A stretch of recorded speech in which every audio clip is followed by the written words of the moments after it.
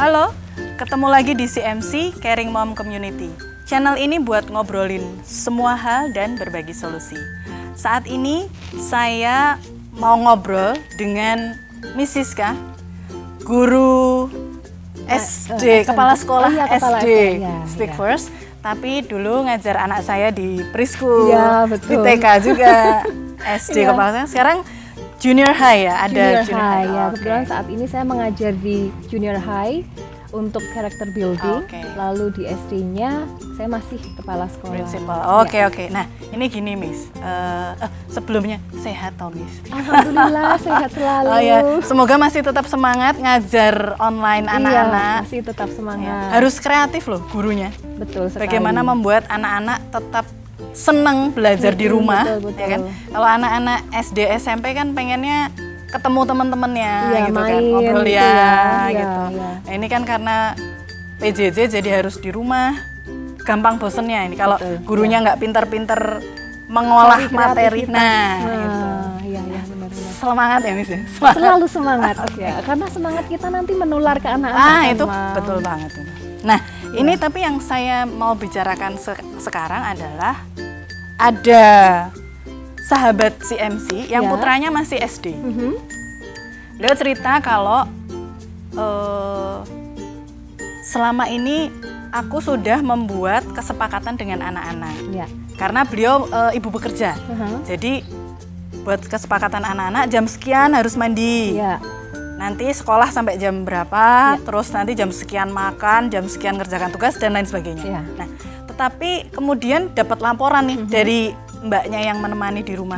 Ibu, jam segini nih adik nggak mengerjakan tugas karena dipanggil temannya, diajak sepedaan.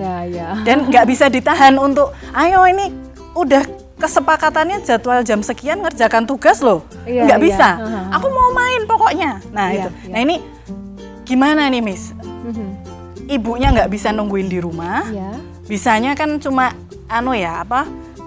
membuatkan jadwal lah ya. Nah ini gimana nih supaya anak juga tetap bisa tertib gitu ya, disiplin, sementara ibunya tidak ada di rumah. Nah ini gimana nih? Kalau tentang kesepakatan itu sendiri ya, itu sudah bagus. Ibunya sudah mengusahakan bahwa ada kesepakatan, tidak hanya kamu gini. Nah, pertanyaan saya pertama, apakah kesepakatan itu dibuat oleh kedua belah pihak atas kesadaran anak sendiri ataukah ibunya yang membuatkan jadwal? Itu yang pertama ya, pertanyaan yang perlu dijawab nantinya oleh orang tua tersebut. Lalu yang kedua, semoga ini sekarang dengerin, lihat ya. Mungkin nanti bisa introspeksi diri ya. Lalu yang kedua, apakah sudah ada sistem reward yang ada?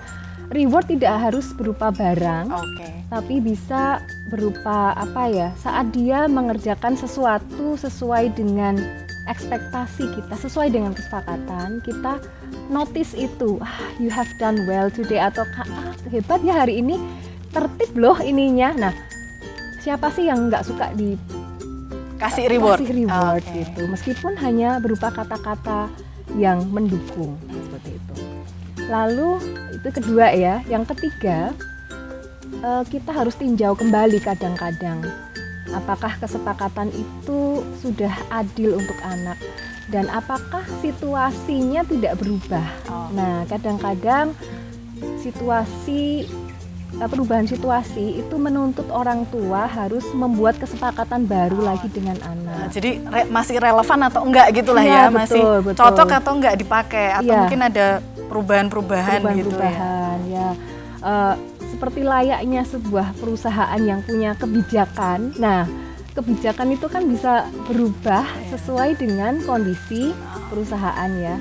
Kadang ini lagi pandemi seperti ini, berarti ada kebijakan yang perlu disesuaikan. Atau mungkin, jadwal mainnya teman-teman sebayanya tuh. Ini mungkin sekarang lagi musim layangan ini, mainnya sore gitu ya.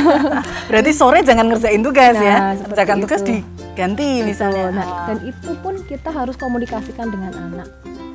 Dan akan lebih efektif lagi jika ide itu muncul dari anak.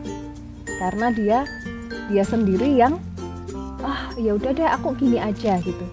Tentu saja kita harus tetap ada koridor ya, nggak bisa ya udah deh kalau gitu aku nggak usah ngerjain tugas saja, itu nggak bisa dong seperti itu. Harus jadi berarti gini, misalnya gini Miss, berarti kita tawarkan ke anak, kamu punya kewajiban harus mengerjakan tugas. Iya. Tapi kamu juga pengen main.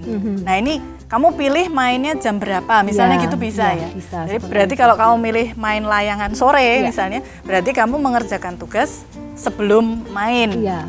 Nanti kalau main ngerjain tugasnya setelah main biasanya capek nih. Nah, itu, Miss ya. betul, Mamanya kalah ini. Iya.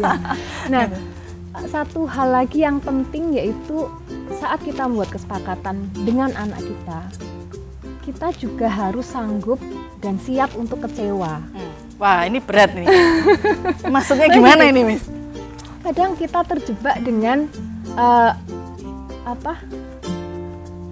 kita sudah kesepakatan ya kamu harus ini dong, gitu kan, disiplin dong, dan itu membuat kita kecewa, membuat judgement kita ke anak jadi semakin buruk, komunikasi kita ke dia semakin memburuk, dan akhirnya dua-duanya stres seperti itu ya. Jadi dan perlu diingat bahwa kebahagiaan orang tua, perasaan orang tua itu tanggung jawab orang tua sendiri. Jadi bukan tanggung jawab anak. Bukan, tidak bisa kita limpahkan. Kalau kamu nggak ngerjain tugas dan nggak dapat nilai bagus, mama sedih gitu. Nggak bisa seperti itu. Bisa seperti itu. Jadi kita tanamkan bahwa apa yang kamu usahakan, apa yang kamu capai itu untuk kamu sendiri. Berarti ini selain pada saat memahamkan ke anak, meyakinkan diri sendiri ya. Kita juga harus menata hati bahwa kita tidak bisa menggantungkan kebahagiaan kita ke anak, tidak bisa menjadikan anak kita sumber kebahagiaan. Maksudnya gini, kita bahagia memang lihat anak sukses, tapi saat dia gagal pun kita juga harus sanggup dan mampu mendampingi, menguraikan rasa dia, membuat dia menerima kegagalan itu dan move on dari kegagalan itu. Bukan malah menyalahkan, kamu bikin mamah kecewa gitu ya. Betul. Termasuk pada saat tidak menepati kesepakatan. Oke, kita kecewa, kita harus selesaikan perasaan kecewa itu dulu. Harus move on. Iya, betul. Harus gimana nih setelah sebelum kita ngajak ngobrol anak gitu. Jangan sampai pada waktu kita kecewa, kita ngajak ngobrol anak, lalu meluapkan kemarahan kita ke dia. Nah, itu akan semakin membuat dia menarik diri, semakin membuat dia tidak yakin bahwa dia bisa. Berarti mungkin kalau pada saat kita kecewa, kita sudah ngobrol ke anak, isinya mungkin nyalahin anak, ngomel, dan lain sebagainya. Jadi bukan nggak produktif mungkin ya. Betul, jadi kemudian harusnya gimana, itu jadi malah samarkan gitu ya, lebih fokusnya ke kamu tuh salah gitu ya. Oke. Iya. Gitu ya, sahabat CMC di rumah, ini penting banget ini, bahwa kita tidak bisa menggantungkan kebahagiaan kita ke anak, itu penting banget ya. Betul. Orang tua harus siap kecewa dan harus segera move on untuk membuat kesepakatan baru mungkin harus dievaluasi kembali. Kesepakatan yang dibuat kemarin, kalau memang kita menilai kok ini nggak efektif ya, dia banyak miss-nya nih daripada tertibnya, berarti mungkin ada yang salah dengan kesepakatan itu. Oke. Seperti itu. Gitu ya. Wah, ini bagus banget ini ya obrolan. Jadi kalau kita sudah membuat kesepakatan harus fleksibel ya. Jadi bisa diubah kapan saja menyesuaikan dengan kondisi situasi dan kondisi. Situasi. Mungkin kalau pas ujian juga kemudian diperketat belajarnya atau apa mungkin bisa juga ya. Dan perlu di-loss juga bahwa bisa. Itu harus dari anak ya. Bukan kesepakatan yang dua belah pihak. Betul. Terus, ya. Karena yang menjalankan jadwal itu nanti kan anak juga ya. Oke. Ya. Terima kasih Miss untuk obrolan kita kali ini. Iya. Nanti ketemu lagi ya. Siap. Di video berikutnya.